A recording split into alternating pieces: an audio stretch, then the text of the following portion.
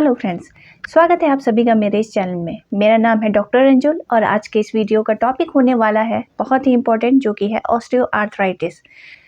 ये एक requested video है और आपको इस वीडियो में बहुत ही इम्पोर्टेंट जानकारियाँ मिलने वाली है ऑस्टियोआर्थराइटिस से रिलेटेड।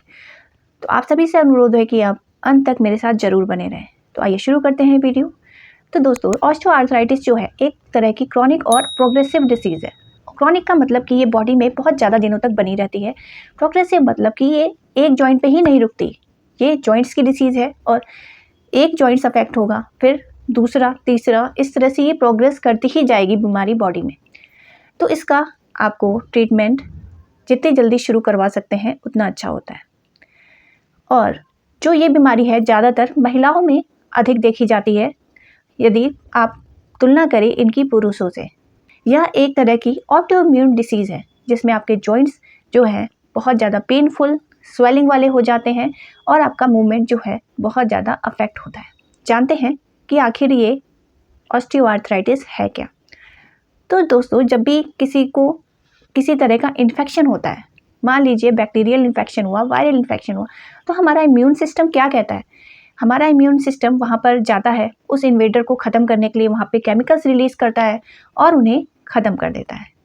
लेकिन जब आप किसी ऑटो इम्यून डिसीज़ से ग्रसित हैं, जैसे कि ऑस्टियोआर्थराइटिस, तो इस केस में क्या होगा कि हमारी बॉडी अपने ही बॉडी सेल्स को इन्वेडर मान लेती है और ये अटैक करने लगती है जॉइंट्स की साइनोवियम लेयर को।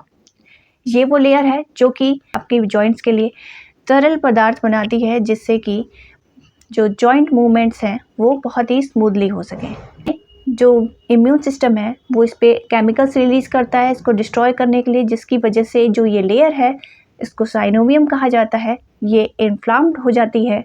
और जब ये इन्फ्लाम्ड साइनोवियम होती है तो उसके रिजल्ट में ये बहुत ज़्यादा थिक होने लगती है, यानी कि मोटी होने लगती है और तरल पदार्थ भी उतने रिलीज़ नहीं करती। तो मूवमेंट जो है वो बहुत ज़्यादा दुखदाई यानी कि पेनफुल हो जाते हैं, वहाँ पर सूजन आ जाती है और हिलना डुलना मुश्किल हो जाता है। तो इस तरह की कंडीशन रहती है। अब इसके कारण की बात करें तो ज़्यादातर स्टडीज़ के मुताबिक पाया गया है कि यदि फैमिली में किसी एक पर्सन को ऑस्टियोआर्थराइटिस हो जाता है तो जायज़ हो जाता है कि वो किसी भी पर्सन को हो सकता है। तो रिसर्चर्स भी श्योर नहीं है कि ये ऑस्टियोआर्थराइटिस आखिर बॉडी में डेवलप क्यों हो जाता है।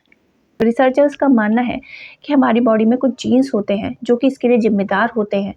वो जीन्स एक्टिवेट हो जाते हैं किसी भी ट्रिगर की वजह से। ये ट्रिगर कोई भी हो सकता है, आपका फिजिकल या फिर इमोशनल स्ट्रेस हो सकता है, या भी कोई एक्सटर्नल फैक्टर्स भी इसका जिम्मेदार हो सकता है। यदि इसके सिम्टम्स की बात करें तो शुरुआती दौर की बात करें तो यदि वहाँ पे लालिमा और सूजन नहीं भी है तो भी जॉइंट्स में पेन और टेंडरनेस तो प्रेजेंट रहती ही है। बाकी फिर धीरे धीरे जब ये डिसीज़ और डेवलप करती है तो वहाँ पे सूजन, लालिमा भी आ जाती है, दर्द और जलन के साथ, और साथ में ये ज़्यादा दिनों तक बॉडी में प्रेजेंट रहती है। 6 वीक से 1 मंथ तक ये आपकी बॉडी में रह सकती हैं। फिर यदि अगले सिम्टम्स की बात करें तो यदि व्यक्ति रात में सोता है और उठता है सुबह तो वो पाता है यदि उसने कोई रिंग पहनी है तो वो टाइट हो गई है, जो जॉइंट्स हैं ये सब सूज गए हैं, तो इस तरह की समस्याएं आने लगती हैं। सुबह उठने के बाद आप मॉर्निंग स्टिफनेस फील करते हैं। 30 मिनट्स टू 1 आवर ले सकती है बॉडी नॉर्मल बिहेव करने में और आपके जॉइंट्स इजीली वर्क करने में।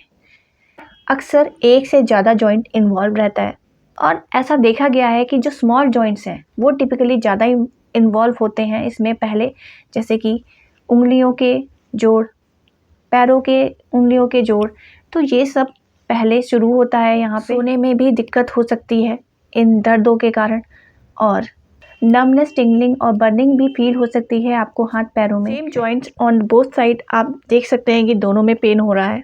यदि सिम्टम्स एकाएक बहुत ज़्यादा बढ़ जाए और बहुत ही दयनीय स्थिति आ जाए तो इसको हम कहते हैं ऑस्टियोआर्थराइटिस फ्लेयर अप। ये फ्लेयर अप की कंडीशन 1 दिन से 1 महीने तक भी रह सकती है। और ऑस्टियोआर्थराइटिस ऐसा है कि आपके जॉइंट्स तक ही सीमित नहीं रहता, ये आपके अदर बॉडी पार्ट्स को भी इक्वली अफेक्ट करता है। यदि हम आंखों की बात करें तो वहाँ पे ड्राइनेस, पेन, इन्फ्लामेशन और साथ में सेंसिटिवनेस देखी जा सकती है। कभी कभी आंखों से देखने में भी दिक्कत होती है। माउथ में यानी कि आपके मुंह में इस म्यूकोसा जो है वो एकदम ड्राई हो सकता है, वहाँ पे इन्फेक्शंस प्रेजेंट रह सकते हैं, गम इन्फ्लामेशन भी प्रेजेंट हो सकता है। और यदि स्किन की बात करें तो आरे नोड्यूल्स, आपको स्मॉल लम्प फील हो सकता है। जब आप ऐसे फील करते हैं अपनी स्किन के अंदर, इसे हम रूमेटाइड आर्थराइटिस नोड्यूल्स कहते हैं। लंग्स की बात करें तो लंग्स, यहाँ पर आपको इन्फ्लामेशन और स्कारिंग प्रेजेंट हो सकती है, जो कि आपकी जो ब्रीदिंग है उसको डिफ़िकल्ट बनाती है और लंग डिसीज़ के प्रोन बनाती है। ब्लड वेसल्स में इन्फ्लामेशन हो सकता है, जो कि आगे चलकर समस्या बढ़ सकती है और वो नर्व डैमेज का भी कारण बन सकता है और बहुत सारे अंगों को भी नुकसान पहुंचा सकता है। हार्ट में इन्फ्लामेशन जो है वो आपके हार्ट को डैमेज कर सकता है और बहुत सारी हार्ट डिसीजेस के लिए भी जिम्मेदार हो सकता है। जॉइंट्स में अफेक्ट आप सीधे सीधे देख सकते हैं कि उसमें बहुत ज़्यादा पेन रहता है, टेंडरनेस रहती है, और जब आपके जॉइंट्स पेन कर रहे हैं तो आप इजीली मूव नहीं कर सकते, एक्सरसाइज नहीं कर सकते, तो वेट गेन होना भी लाजमी होता है और ये वेट गेन आगे चल के और मुसीबतों को बढ़ावा देता है, जैसे कि high cholesterol, diabetes, heart diseases, increased BP. तो ये सारी समस्याएं आगे जाके डेवलप कर जाती हैं। जॉइंट्स में पेन ज़्यादा दिनों तक रह जाता है तो आपको मेडिकल कंसल्टेंसी ज़रूर लेनी चाहिए। ये जो डिसीज़ है आगे जाके प्रोग्रेस करती है और बड़े गंभीर परिणामों को दावत भी देती है। तो आइए जानते हैं कि इसे हम डायग्नोज कैसे करते हैं। डायग्नोसिंग के लिए इसमें सबसे पहले तो पेशेंट हिस्ट्री ही काफ़ी होती है कि पेशेंट बता रहा होता है कि काफ़ी दिनों से पेन हो रहा है या फिर उसे परेशानी हो रही है चलने फिरने में, मॉर्निंग स्टिफनेस प्रेजेंट है, तो ये सब देखा जाता है। सेकेंडली आ जाता है इंस्पेक्शन, कि आपके जॉइंट्स की क्या कंडीशन है वो चेक किया जाता है, और फिर ब्लड टेस्ट के थ्रू अदर पैरामीटर्स चेक किए जाते हैं कि आपका इन्फेक्शन तो नहीं है बॉडी में या फिर कुछ और समस्या तो नहीं, उसके लिए आपका कंप्लीट सीबीसी किया जाता है।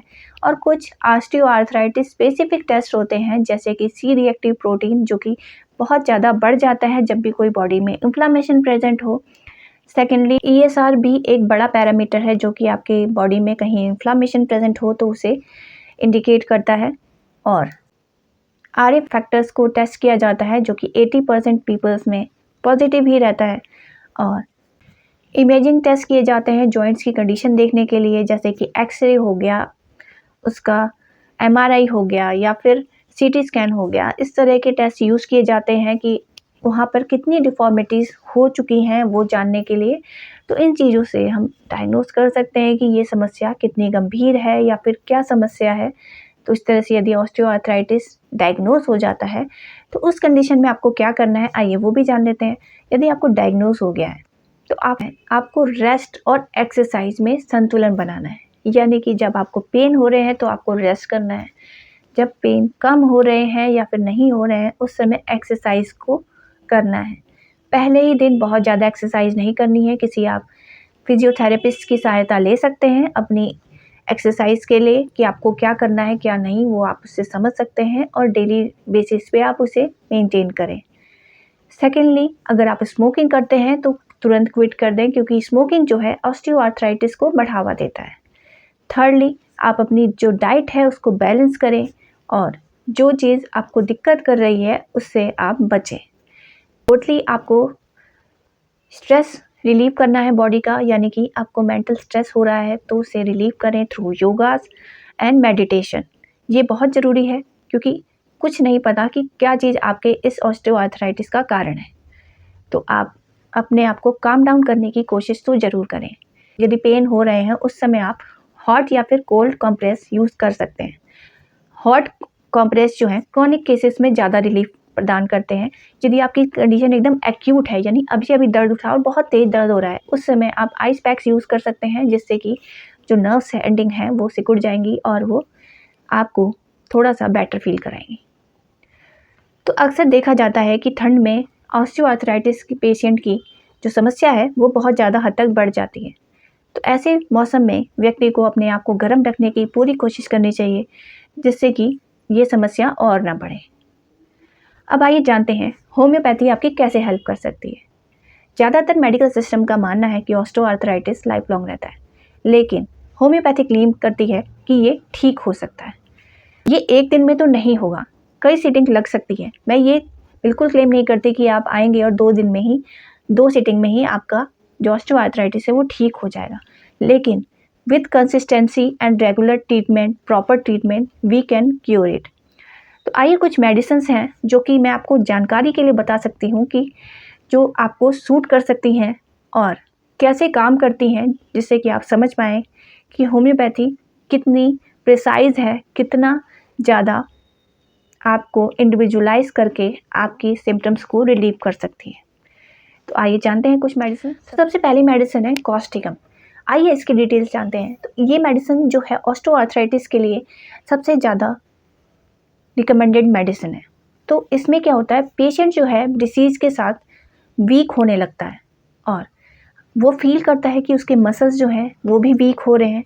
वीक होने के साथ और जॉइंट्स में डिफ़ॉर्मिटीज़ बढ़ती चली जा रही हैं और जब जॉइंट्स में डिफ़ॉर्मिटीज़ होती हैं तो टेंडन्स जो हैं वो स्ट्रेच हो जाते हैं, शॉर्ट हो जाते हैं, जिसकी वजह से उनके पैरों में ज़्यादातर ये असर करता है और उन्हें पेन बना रहता है, जिसकी वजह से वो रात में सो भी नहीं पाते और हाथों के मसल्स की जो वीकनेस है वो इतनी ज़्यादा बढ़ जाती है कि वो एक ग्लास तक होल्ड नहीं कर पाता।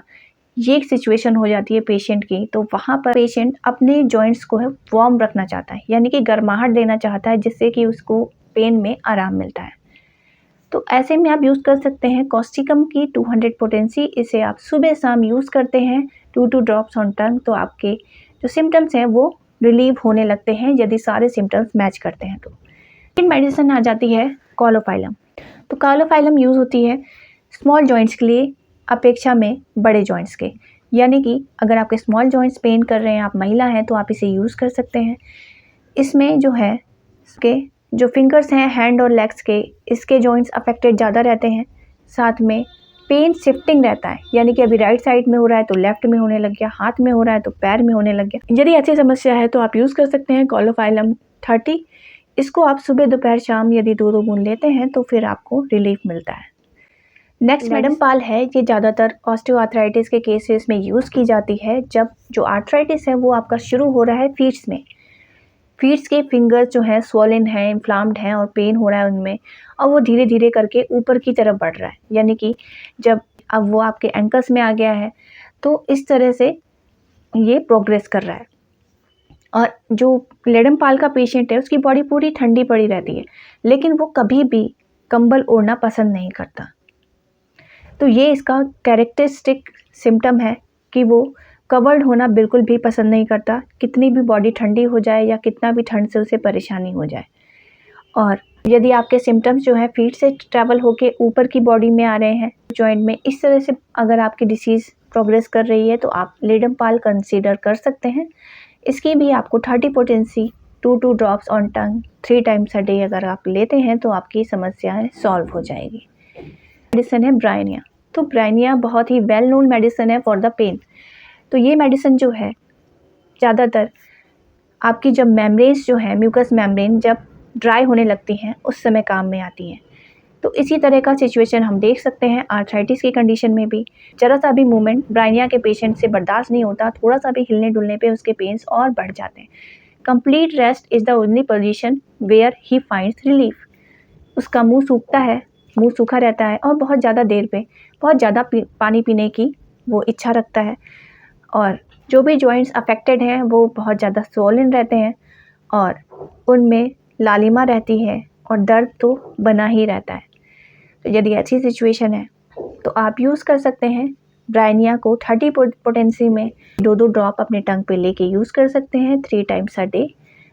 तो ये आपके पेन को इंस्टेंट रिलीफ करती है। तो ये था कुछ ट्रेलर कि आप समझ पाएँ कि होम्योपैथी की विविधता क्या है। कभी वो बॉडी के पेन के डायरेक्शन की तरफ से काम कर रही है, कभी वो आपके पेन के कैरेक्टर के हिसाब से काम कर रही है, कि हर तरह की परेशानी का इलाज आपको होम्योपैथी में मिलेगा। तो आज का वीडियो मैं इतने पे ही कंक्लूड करती हूँ। यदि आपको अपने सवालों के जवाब मिल गए हैं तो वेल एंड गुड। यदि आपको लगता है कि कोई क्वेरी रह गई है या फिर आप मुझसे ट्रीटमेंट लेना चाहते हैं तो जो स्क्रीन पे व्हाट्सएप नंबर फ्लैश हो रहा है आप उस पर कॉन्टैक्ट कर सकते हैं थ्रू व्हाट्सएप और अपनी समस्या बता सकते हैं, एडवाइस भी ले सकते हैं, ट्रीटमेंट भी अवेलेबल है। तो आशा करती हूँ कि वीडियो में दी गई जानकारी आपको अच्छी लगी होगी और आपके लिए यूज़फुल भी रही होगी। तो आप अगर चैनल पर नए हैं तो चैनल को सब्सक्राइब कर लें। यदि वीडियो अच्छा लगा है तो लाइक करें और साथ में कमेंट करके भी बताएं कि आपको ये वीडियो कैसा लगा, और ज़्यादा से ज़्यादा लोगों में शेयर करें जिससे कि इसकी अवेयरनेस को फैलाया जा सके। तो मिलते हैं नेक्स्ट वीडियो में। धन्यवाद।